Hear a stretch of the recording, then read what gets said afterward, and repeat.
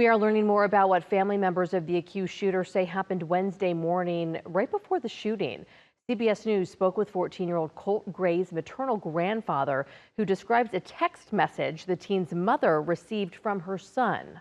Marcy got a text on the phone from Colt saying, "I'm sorry, Mother."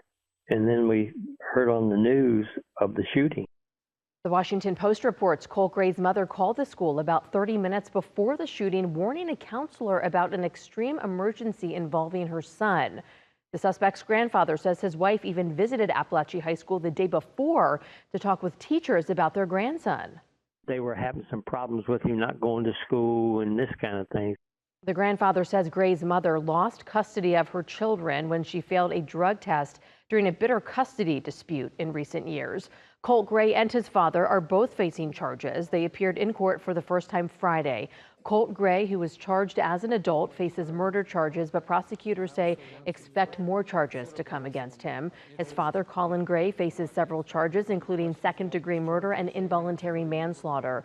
Investigators say he knowingly allowed his son to possess a gun. It is the first time in Georgia history the parent of a school shooting suspect has been charged in connection with the crime, and it's only the second time it's happened in the U.S. Parents of the teenager convicted of killing 4 Southeast Michigan high school students are in prison.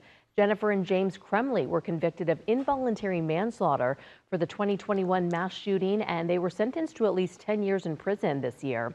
Their son was sentenced to life in prison. His parents bought the gun he used. Colt and Colin Gray will remain in jail until their next hearings, which are set for December. Neither of their lawyers requested bond Friday. Both could spend the rest of their lives in prison if convicted.